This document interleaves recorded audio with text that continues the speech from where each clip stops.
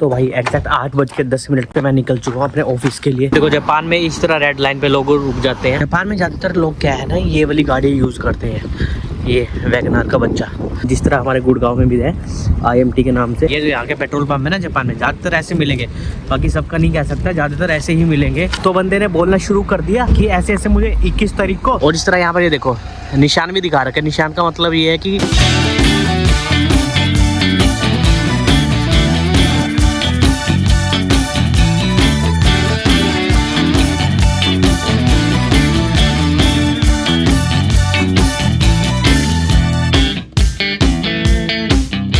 तो भाई एग्जैक्ट 8:10 पे मैं निकल चुका हूँ अपने ऑफिस के लिए। बट एक चीज बताऊँ यार, यहाँ पर ना जो यहाँ की सर्दी है ना, टेम्परेचर रात को यहाँ पर 12 डिग्री था, और आज क्या है कुछ भी नहीं, 21-22 अक्टूबर है, और आने वाले टाइम है ना यहाँ पर बोलते हैं दिसंबर में यहाँ पे बर्फ पड़नी स्टार्ट हो जाती है। तो बाकी बर्फ का नजारा दिखाऊंगा। वरना यहाँ से मेरा ऑफिस पड़ता है कम से कम भी 4 से 4 किलोमीटर के आसपास पड़ता है, मैं 10-15 मिनट में मैं पहुंच जाता हूँ। तो ऑफिस के लिए मैं निकल चुका हूँ। बाकी ये तो खैर मुझे पता था कि यहाँ पर ठंड पड़ने वाली है, बट इस लेवल की ठंड पड़ने वाली है वो नहीं मुझे पता था यार। क्योंकि जब मैं आने वाला था यहाँ पर, मुझे बताया कि मेरे भैया यहाँ जो भी जॉब करते हैं उन्होंने बताया था कि अपने कपड़े इस हिसाब से लेके आइए कि ये ठंड पड़ेगी। बट मुझे एक्सपेक्टेशन था कि एटलीस्ट जो ठंड पड़ेगी ना नवंबर या दिसंबर में आगे पड़ेगी। अभी अक्टूबर चल रहा है, अक्टूबर ही कंप्लीट नहीं हुआ और ठंड इतनी 12 डिग्री टेम्परेचर है, रात को तो और ज्यादा माइनस हो जाता है। तो इस टाइम हम मौसम भी देखो तो आप बता नहीं सकते कि यार दिन हो रहा है शाम हो रहा है सर। और बल्कि मैं थोड़ा सा रात को लेट हो गया था आते हुए, क्योंकि मार्केट से थोड़ा सामान लेना था। तो भाई साहब पलकों के ऊपर बर्फ जम गई थी यार, इससे ज्यादा क्या होगा। मैं जापान में ज्यादातर लोग क्या है ना, ये वाली गाड़ी यूज करते हैं,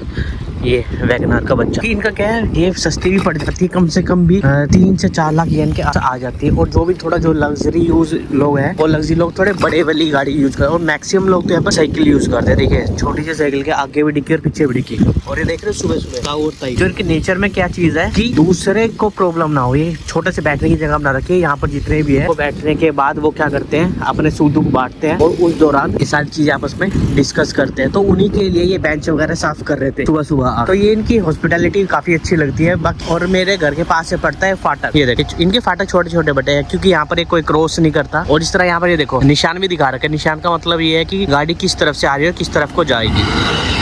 बट इनकी रेलगाड़ी जो होती है छोटे सी साइज की होती है, जल्दी पास हो जाती है 1-2 सेकंड के अंदर। और ये देखे छोटा सा गेट खुल गया, बल्कि ऐसा ही आप कूद के भी जा सकते हैं, बट यहाँ पर कोई जाता नहीं है, क्योंकि पता है उन्हें अगर कूदने की कोशिश भी करेंगे या पार करने की कोशिश भी करेंगे, खैर पहले तो ये चीज उनके नेचर में नहीं है, बट अगर ऐसा वो कोशिश भी करेंगे तो उनपे इतना तगड़ा फाइन है या जेल भी हो सकती है। क्योंकि रूल्स बहुत ज्यादा स्ट्रिक्ट है यहाँ पर, खासकर जो रूल्स एंड रेगुलेशन है रोड पे ड्राइव करने के, या बहुत ज्यादा स्ट्रिक्टली फॉलो करते हैं। तो जिस तरह का कुछ हर एक सिटी का, हर एक कंट्री का अपना एक इंडस्ट्रियल एरिया होता है, जिस तरह हमारे गुड़गांव में भी है IMT के नाम से, तो उसी तरह यहाँ भी बना रखा है। और उसी के आसपास ये अपार्टमेंट ऐसे बना रखे हैं कि जो भी कोई बाहर से, या गाय को कुछ बोलते हैं, जो बाहर से यहाँ पर जॉब करने के लिए आते हैं ओनर्स, उनके लिए ऐसे अपार्टमेंट्स बना रखे हैं अफोर्डेबल, ताकि उन्हें सस्ते भी पड़ जाए और कंपनी के पास भी पड़ जाए, ताकि उन्हें सुबह उठ के दूर ना जाना पड़े और इजीली वो पहुंच भी जाए और ज्यादा उनका टाइम भी वेस्ट। बाकी वीडियो बनाने के चक्कर में थोड़ा सा लेट हो गया, अब वीडियो बंद करता हूँ और वीडियो बनाऊंगा अब कंपनी से निकलने के बाद, क्योंकि अगर ट्रेन नहीं चलाई तो लेट हो जाऊंगा 2 मिनट, और 2 मिनट तो यहाँ पर जान ले लेते 2 मिनट में, तो इसीलिए थोड़ा। तो फाइनली कंपनी की छुट्टी हो गई, कंपनी से मैं निकल गया हूँ। ये मेरे पीछे कबूतर, कंपनी वाली कबूतरी जो हाई कर रही है।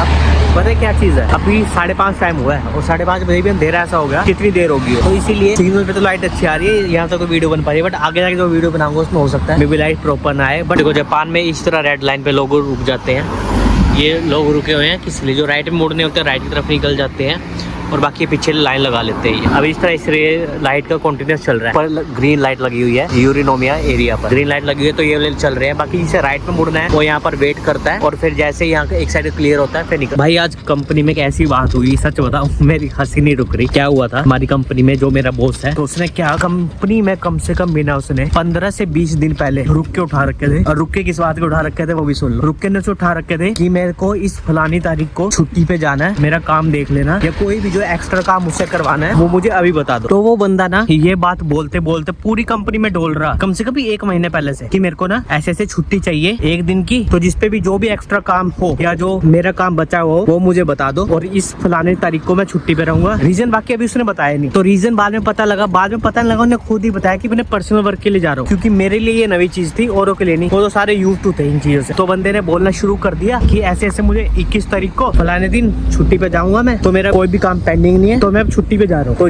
21 का दिन हुआ, ये मतलब दिवाली का कल की बात है ये। तो पता लगा था वो अपने लड़के की शादी में गया। तो हम तो खुश हो गए थे, चलो कम से कम एक हफ्ता यार बहुत मौज में दिन काटने पड़ेंगे कि बॉस नहीं आएगा, काम करेंगे, मतलब काम तो करना ही पड़ता है बट काम थोड़ा हल्का हल्का करेंगे। तो तरह वो 21 को शादी पे गया, तो हम 22 को खुश थे, आज 22 तारीख है, कि वो आएगा, लेट आएगा या एक हफ्ते बाद आएगा। बट जैसे ही हमने देखा कि 2 बजे के बाद हाफ डे वो आ गया, तो हम देखते शॉक्ड हो गए कि ये 1 महीने पहले गा रहा था कि मेरे को छुट्टी पे जाना है, या इतना सारा जिसका भी कोई काम बचा वो मुझे काम बता दो, या जो भी मैं हेल्प कर सकता हूँ, या अपना सारा काम बोल बोल के बता रहा है कि अब कोई ऐसा काम है तो वो मुझे बता। तो हम ये सोच के बैठे थे कम से कम 1 हफ्ते बाद आएगा। बट हुआ क्या, वो 2 बजे आया। तो बाद में जब हम डिस्कशन वगैरह हुई उनके दोस्तों से, मेरे को तो बहुत ज्यादा अजीब लगा कि शादी में जब इंडिया में कोई शादी में छुट्टी लेते हैं तो ऑलमोस्ट 10 से 15 दिन की तो बेसिक छुट्टियां लेते ही लेते हैं, कोई भी हो, कि काम दुनिया भर का हो। तो कि लोगों ने से पूछा कि तू आ क्यों गया, इतनी जल्दी कैसे आ गया? तो उसने बोला कि हाँ ठीक है, शादी थी, सुबह स्टार्ट हुई थी 10:30 बजे, 12:30 1:30 बजे तक सारा काम खत्म हो गया था। तो मैं वहाँ क्या करता, तो हाफ डे जो मेरा बचा था तो मैं वापस आ गया ताकि मेरा काम सफर ना हो। तो हंसी भी इस चीज की आती है, मतलब आधे दिन के अंदर वो अपने लड़के की शादी कंप्लीट करके वापस आ गया। तो एक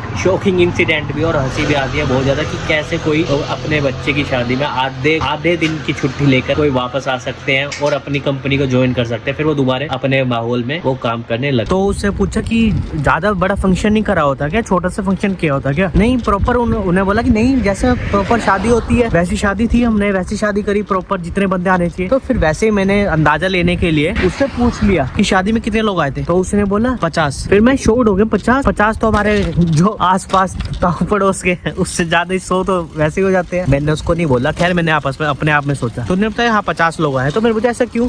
क्या पहले ज्यादा लोग आते थे, पहले 100-200 आते थे, बट क्या हुआ अभी कुछ टाइम से जैसे कोरोना आया था ना, उसके बाद से लोग कम जाते हैं, तो 50 के आसपास लोग आए। फिर ओके ये बात है। फिर जिस तरह मैंने बताया कि क्या कुछ प्रेजेंट वगैरह क्या कुछ कितने में रहता है, तो उन्होंने बताया कि जिस तरह हम जिसको भी शादी में इन्वाइट करते हैं, तो यहाँ पर जापान में करते हैं, मान लो किसी ने आपको शादी में इन्वाइट किया ना, तो आपको जिस तरह इंडिया में हम सगन दे देते हैं 200, 250, 500, 1100, मतलब अपनी उसके अकॉर्डिंग दे देते हैं और पूरा कुनबा लेके चल देते हैं। बट जापान में ऐसा नहीं है भाई, आपको पहले बताना पड़ता है कि इतने बंदे आएंगे और आपको कम से कम भी 30 से 40 हजार येन, मतलब 20-22 हजार रुपए शादी में देने पड़ते हैं जाने के, जब जाके आप किसी की शादी अटेंड कर सकते हो। अगर ये आप नहीं दोगे ना तो बेटा भूल जाओ कि जापान में किसी भी शादी को अटेंड कर पाओगे। पहली बात तो ऐसे किसी अनजान की शादी में जा नहीं पाओगे, और 30 से 40 हजार येन आपके पास होने चाहिए जिससे आप शादी अटेंड कर सको। फिर उसने मेरे से पूछा कि ऐसे जब इंडिया में शादी होती है तो कितने लोग आते हैं? तो मैंने बताया कम से कम मिनिमम 500-600 तो आते ही है, और ज्यादा कोई बड़ा फंक्शन हो तो कम से कम भी 800-900 बंदे आते ही आते हैं हर हाल में। खाने का कैसे करते हो, खाने कैसे करते? फिर उससे मैंने पूरा डिटेल में बताया कि ऐसे शादी होती है इंडिया में, इतना खर्चा आ जाता ही आता है। तो मतलब वो मेरे चेहरे की तरफ ऐसे देखने लग गया, मतलब मैं एलियन हूँ, मतलब इतना ज्यादा शॉक्ड हो गया वो कि ऐसा क्या होता है भाई साहब इंडिया में। तो मैंने उसे बोला टेंशन न ले, तेरे को इंडिया में लेके चलूंगा और इंडिया की ऐसी शादी दिखाऊंगा। तो फिर मैंने उसे बताया कि यहाँ पर तो 500 से 1000 रुपए में पूरा कुनबा छीक जाता है। वो अलग बात है, उनका